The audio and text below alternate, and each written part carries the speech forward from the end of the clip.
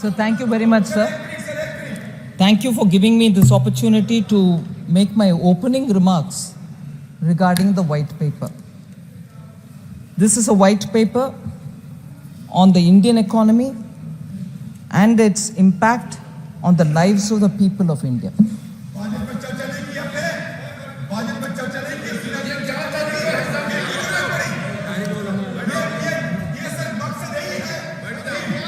Sir, माननीय मंत्री जी, white paper has been laid on the table by a government which, after 10 full years of pulling out an Indian economy which was in a state of fragile 5 to reach the stage of top 5 economy and on the verge of reaching top 3 position. It is a statement laid with responsibility so that the records of the Lok Sabha and the Rajya Sabha have the factual information on the economy. And that record shall be a record for our posterity, for our future, for entire India's youth, so that they know what effort it took for a Prime Minister with a vision to restore India to its glory. And in the last 10 years, that is exactly what has happened. And because it's my opening statement, and because there shall be a discussion in the House, I shall speak more elaborately in my reply in the evening. But I would like to state a few facts to start the debate, to put some facts again before the debate commences. Sir, in the past 2 decades, in fact, in the past 2 decades, so happens that it is the first 2 decades of this millennium. And there are strange coincidences. Strange coincidences which are,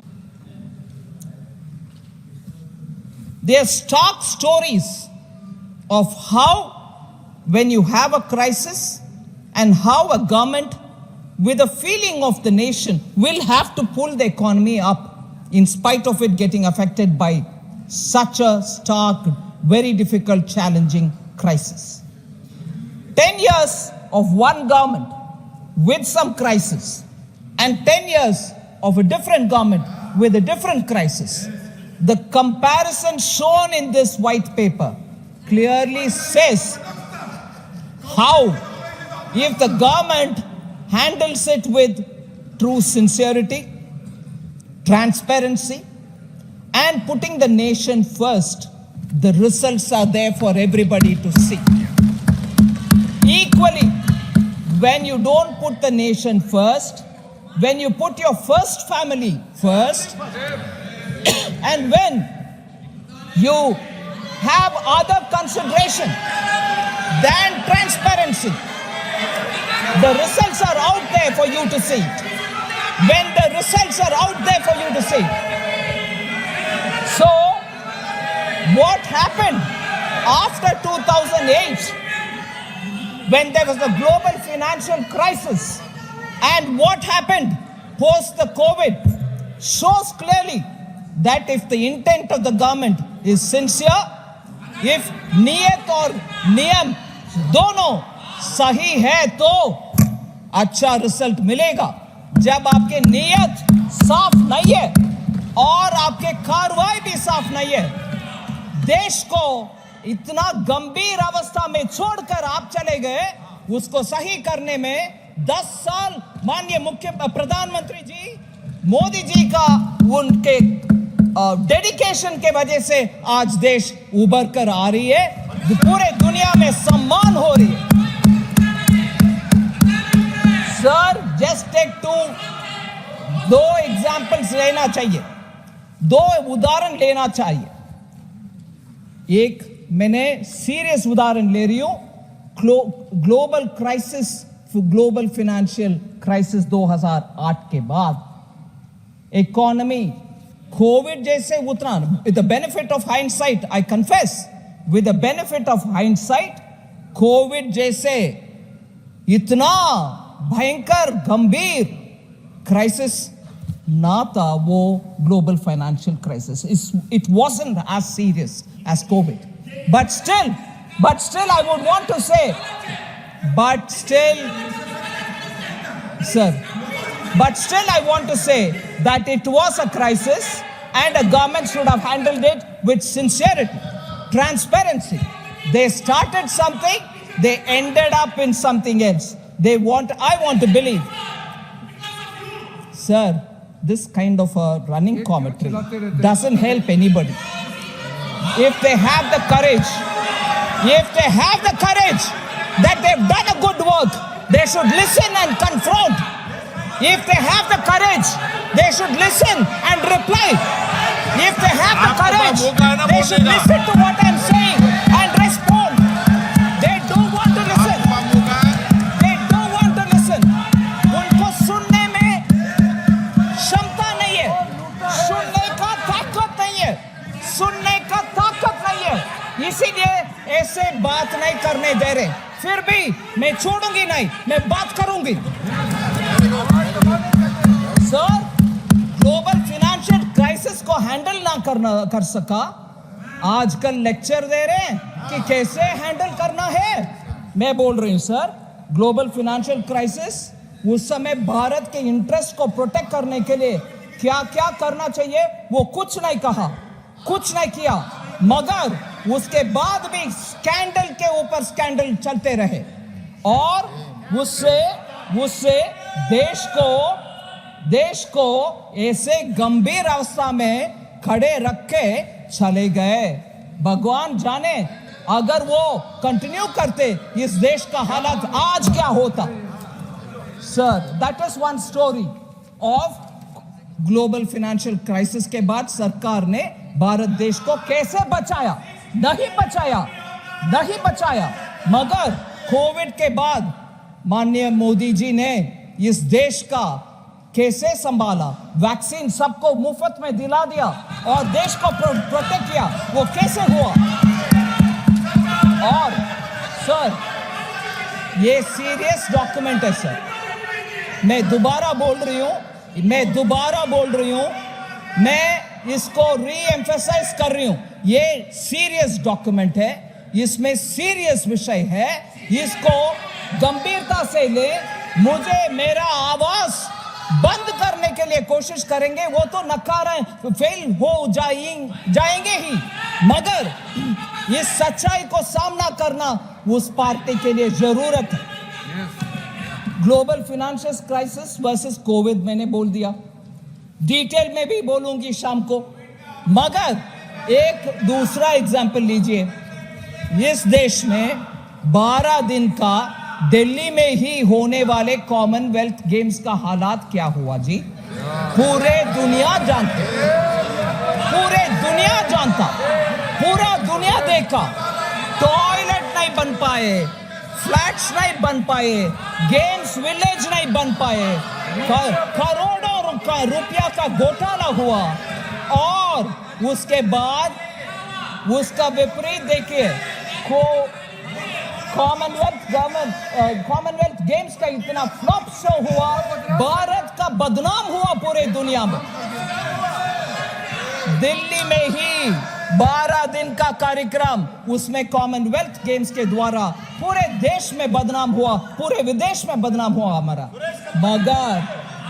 मगर आज देखिए G20 7 places में पूरे भारत देश में, किसी एक state को छोड़ा नहीं. आप भी करो भैया, आप भी होस्ट करो, आपके चीफ मिनिस्टर भी उसमें बैठ जाओ और आपके लोकल प्रोडक्ट्स का भी विदेशी मेहमानों को दिखाओ, आपके टूरिज्म बढ़ाओ. ये सब करके पूरे देश को साथ लेकर के G20 को इतना शानदार तरीके से चलाया मोदी जी ने।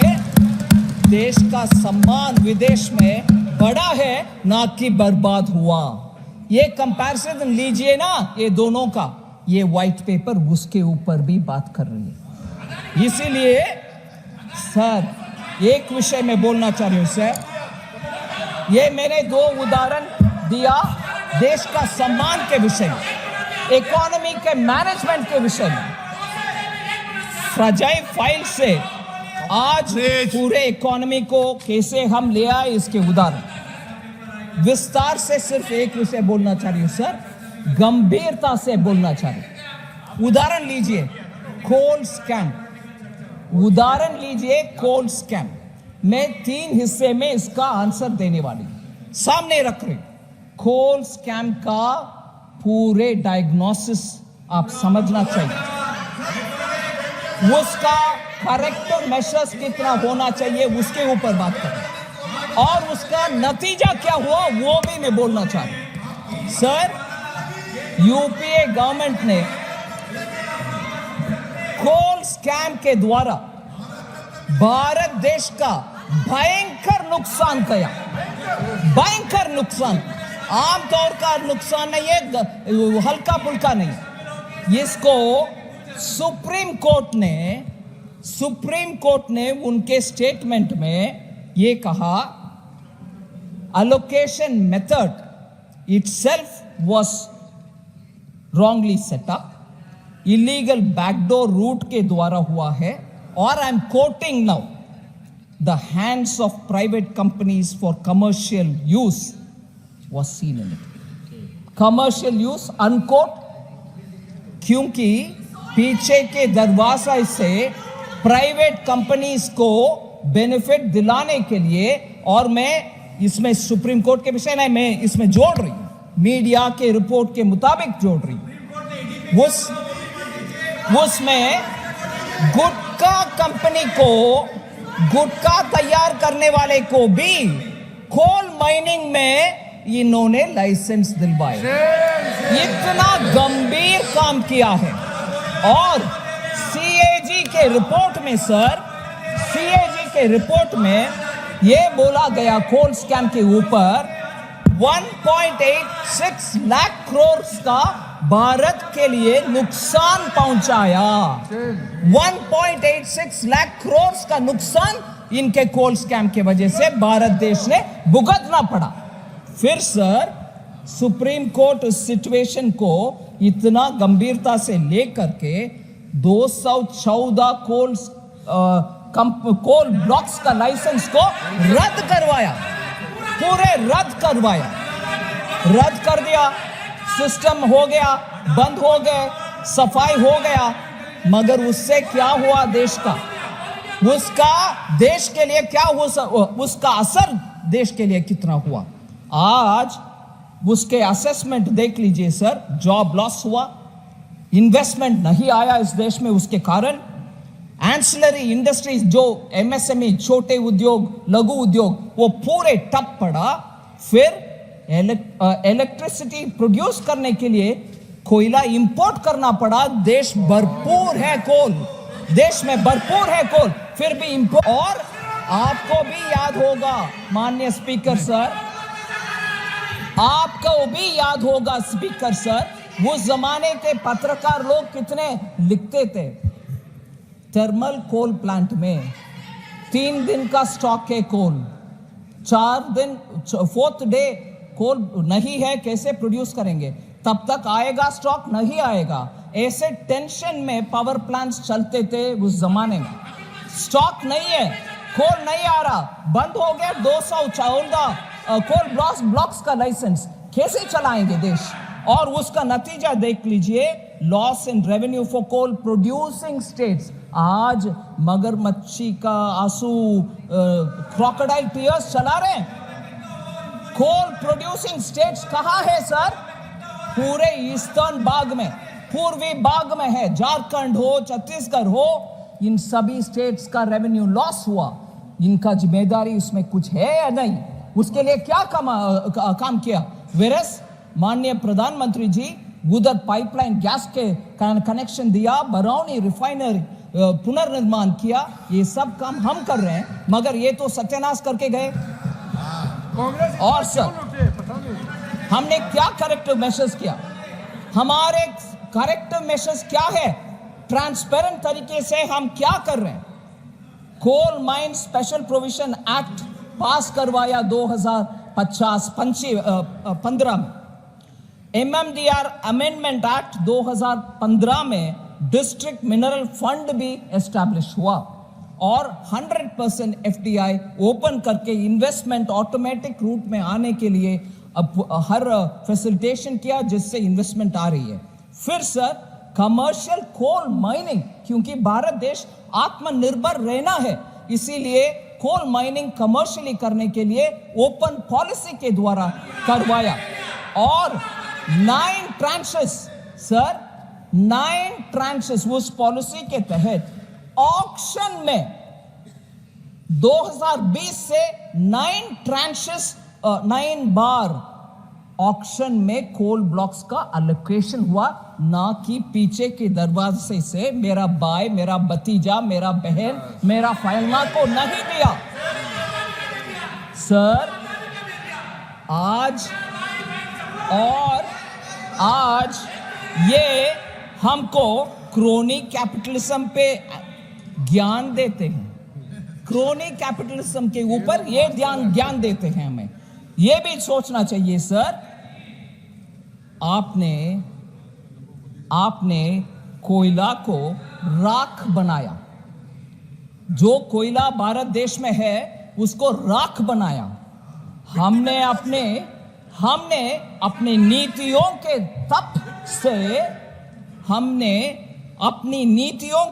तप से कोयले को हीरा बना दिया।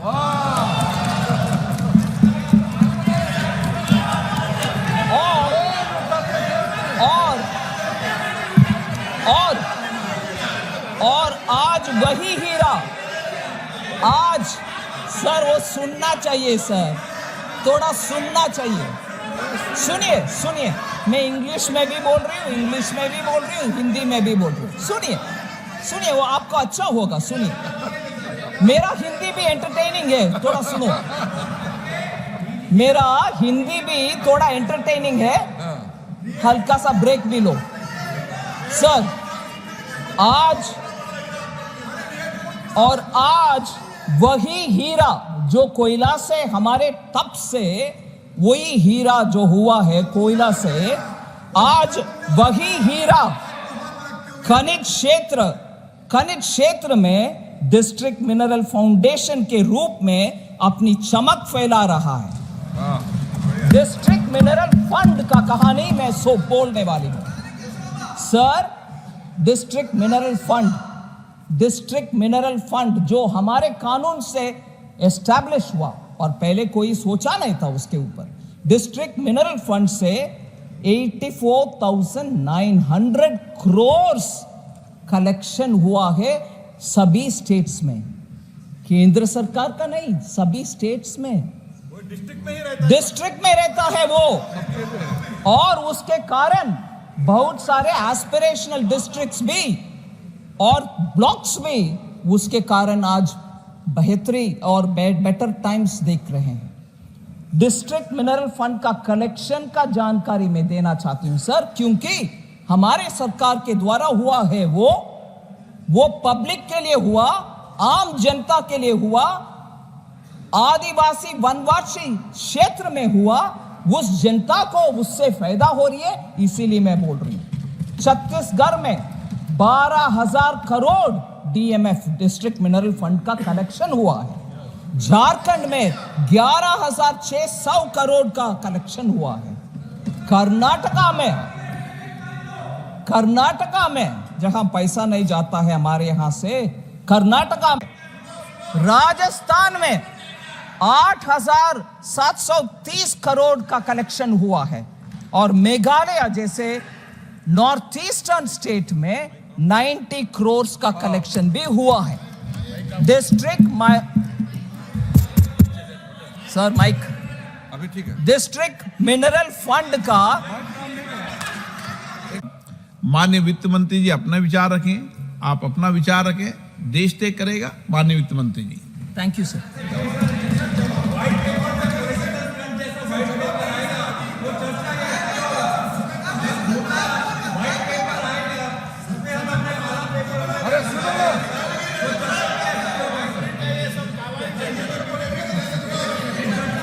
सर ये डिस्ट्रिक्ट मिनरल फंड का सर एक तो मैं एक विषय जरूर बोल सकती हूँ सर, व्हाइट पेपर नहीं, एक विषय बोल सकती हूँ। कभी भी कांग्रेस विपक्ष में जब बैठे हैं प्रश्न 1000 उठाते हैं, हम क्षमता से सब्र रख के सुनते हैं, मगर जब हम खड़े होते हैं जवाब देने के लिए वो या तो भाग लेते हैं वॉकआउट करके, नहीं तो इधर बैठ करके हल्ला करते हैं। They don't have the courtesy to hear replies. I challenge them. If they have the courage, let them sit down here and reply me. बैठ करके जवाब दो, सुनने के बाद जवाब दो, डिस्टर्ब ना करो, डिस्टर्ब ना करो। और वरिष्ठ युवा और फ्यूचर को बहुत बढ़िया बनाने के लिए जितना पोटेंशियल लोग में है, वो लोग भी ऐसे रोल बनाते हैं अपने आप को कि चिल्लाते रहो, महिला हो, पुरुष हो, प्राइम मिनिस्टर हो, कोई और हो, चिल्लाते रहो, क्योंकि सच्चाई आ रहा है इधर से, सच्चाई हम बोल रहे हैं, सुनेंगे नहीं। ठीक है, मैं बोलती हूं अभी DMF डिस्ट्रिक्ट मिनरल फंड, ये तरीका है। आपको मौका मिलेगा, प्लीज बैठिए, प्लीज बैठिए वित्त मंत्री जी। सर झूठ अनपार्लियामेंट्री है सर, वो तो कम से कम करेक्ट करने दीजिए। झूठ अनपार्लियामेंट्री है सर, करेक्ट करने के लिए बोलिए। सर डिस्ट्रिक्ट मिनरल फंड इतना कलेक्शन के बारे में मैंने बोला, छत्तीसगढ़ में 12,000 करोड़, झारखंड में 11,600 करोड़, कर्नाटक में 4,467 करोड़, उड़ीसा 24,600 करोड़, राजस्थान 8,730 करोड़, मेघालय 90 करोड़। ये सब से क्या फायदा हो रही है ग्राउंड में, ये भी हम समझना चाहिए। डिस्ट्रिक्ट मिनरल फंड से क्योंझार उड़ीसा में डिजिटल डिस्पेंसरी उड़ीसा में बनाया गया। As a result basic health care, telemedicine consultation, free medicine सब उड़ीसा में डिस्ट्रिक्ट में, वो भी क्योंझार रही है। सेकेंड सर, क्या तकलीफ है? ये क्या तकलीफ है सर? सुनिए ना। Second, Chaibasa model anganwadi centre construction DMF के फंड से हुआ और उसको माल न्यूट्रिशन एड्रेस करने के लिए वेस्ट सिंहभूम डिस्ट्रिक्ट में बढ़िया काम हो रही है डिस्ट्रिक्ट मिनरल फंड के पैसा से। तीसरी, financial year, current financial year में डोमेस्टिक कोल प्रोडक्शन के विषय हम समझना चाहिए। ये साल 900 मिलियन टन्स तक वो पहुंचेगी, highest ever coal production Bharat देश में इस साल होने वाला है। नहीं, हम कमें 900 मिलियन तक पहुंच रही है। आने वाले साल में वो 1 बिलियन तक पहुंच रही है, 1 बिलियन टन्स। सर 500 प्रोडक्शन मतलब इंपोर्ट कहां से? सुन लो भाई, production doesn't include in imports. सब जरा सुनने का क्षमता रखने के लिए बोलिए sir. Sir 2000 in English I'll tell you, yeah, please listen with some patience, huh? Don't jump to conclusions. Sir, 2013-14, what was the production, sir?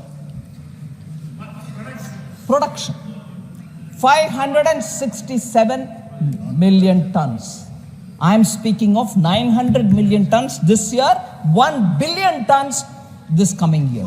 So what are you talking, man?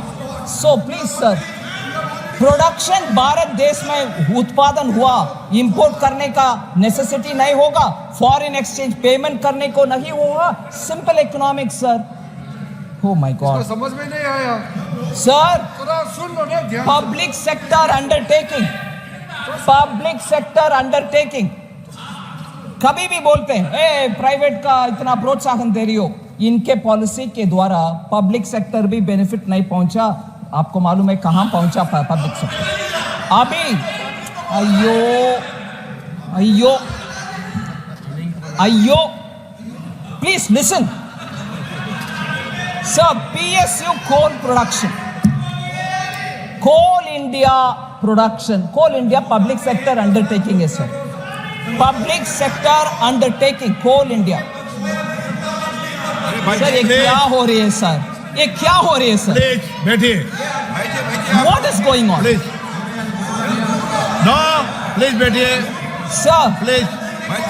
सुनो भाई, सुनो आदिर रंजन जी, प्लीज सुनो भाई, सुनो please sir. Public sector undertaking coal India limited 2013-14 में से लेकर के 2013-14 से लेकर के आज तक और 22-23 तक कैपिटल एक्सपेंडिचर उनके द्वारा जो हुआ 4.3 टाइम्स हुआ है उससे पहले के जमाने से तुलने में। So public sector undertaking is also prospering, is also additionally investing, is also producing. ये जितना भी चल रहा है प्राइवेट सेक्टर के ऊपर सर, ये झूठ क्या है सर? पार्लियामेंट्री है क्या? Please remove that, remove, expunge करिए। ये झूठ क्या चीज है sir? I go to the next sir. आप लोग दूसरा एक और एग्जाम्पल करती हूं सर। इनको सह नहीं पा रहे हैं कि इतना सच्चाई आ रही है उनके सब, और उनके पूर्व अध्यक्ष जी भी बैठे हैं, उनको इंप्रेस करना है। मैडम हम डिफेंड कर रहे हैं हमारी पार्टी को, गलत बयान दे रहे हैं, झूठ उपयोग यही कर क्या बोलते हैं। मगर मैं बोलती हूं 3 उदाहरण। स्टेट बैंक ऑफ इंडिया का 1976 में श्री RK तलवार जी होते थे एक चेयरमैन, बहुत बड़ा रिस्पेक्टेड चेयरमैन था बैंक में, ठीक है सर। वो उनके इमरजेंसी के टाइम में क्योंकि उनके पसंदीदा एक पार्टी को लोन नहीं दिया, उसके कारण उनको CBI के द्वारा इतना सताए। और के तलवार एकदम इंटीग्रिटी के साथ क्लीन व्यक्ति था, स्टेट बैंक ऑफ इंडिया के चेयरमैन रहते थे, एकदम क्लीन एंड इंटीग्रिटी में हाई होने वाले इस व्यक्ति को क्योंकि उनके कोई रिश्तेदार या दोस्त को लोन नहीं दिया, उनको CBI के द्वारा इन्वेस्टिगेशन करके फिर they wanted to somehow remove him, हटा भी दिया उनको। क्योंकि नहीं, ये नगरवाला नहीं है, ये SBI का एक RK तलवार का स्टोरी है 1976। उससे पहले 1950 का स्टोरी लीजिए, मुंद्रा स्कैम। उसमें हरिदास मुंद्रा जी एक कलकत्ता बेस्ड इंडस्ट्रियलिस्ट थे, उसको उनके कंपनी में LIC के द्वारा लोन, LIC के द्वारा इन्वेस्टमेंट करने के लिए था। I am coming, madam. I will come to speak on the white paper. Of course, I will do. ठीक है सर। LIC इन्वेस्टमेंट कमेटी को इन्फ्लुएंस करके तब के 1950 में 1.26 करोड़ शेयर्स वो डूबने वाले कंपनी में LIC के पैसा 1.26 करोड़ डलवा दिया। उसके कारण जब वो स्कैम बाहर आया, उस समय के फाइनेंस मिनिस्टर को बलि का बकरा बना करके हटा दिया, T कृष्णमाचार्य जी को बलि का बकरा हुआ वो फाइनेंस मिनिस्टर, ठीक है जी। और ये चरित्र हम मन में रखना चाहिए, ये चरित्र कांग्रेस पार्टी का हम मन में रखना चाहिए। फिर मैं बोल रही हूं सर, 2004 से लेकर 14 तक फोन बैंकिंग जो व्हाइट पेपर में बाग है उसमें अंग है, ये बाकी सब नहीं है व्हाइट पेपर के ऊपर बात करने के लिए। सिफारिशों के सौगात से ही एनपीए संकट शुरू हुआ है।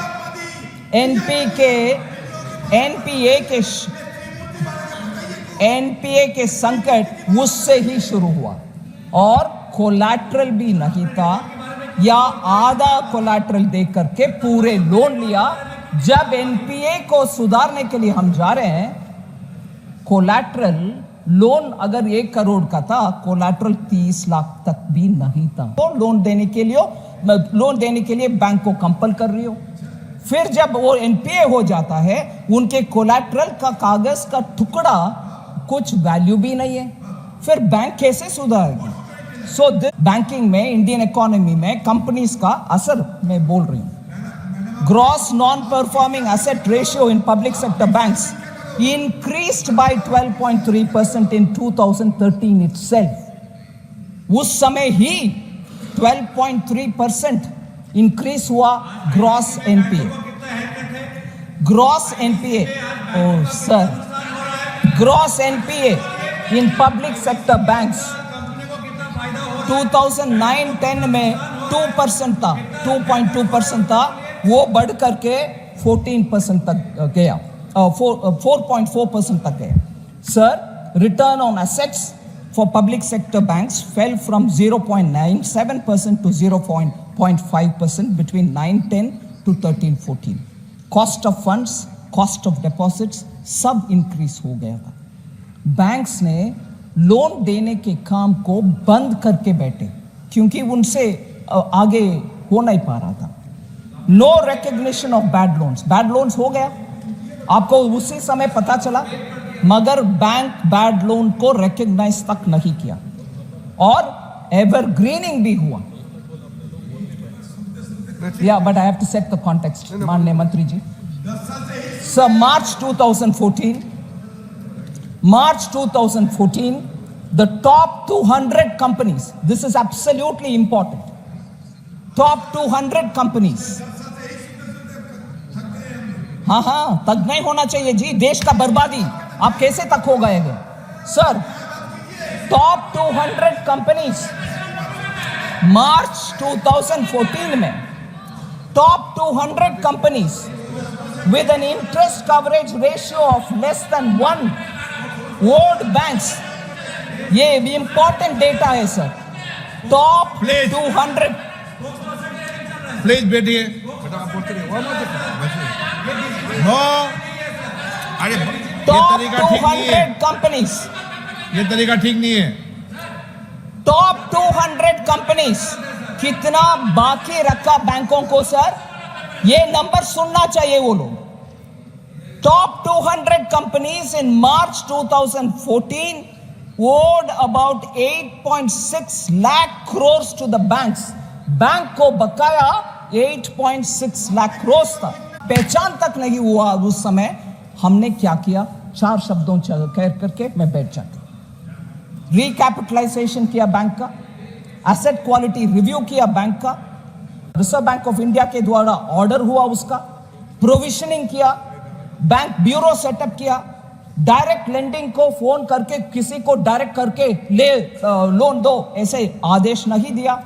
4 स्ट्रैटेजी फॉर्म किया, आर का, recognition, resolution, recapitalisation and reforms. IBC कानून ले आया जिससे जल्दी निपट लें केसेस को और बैंक को पैसा वापस दें।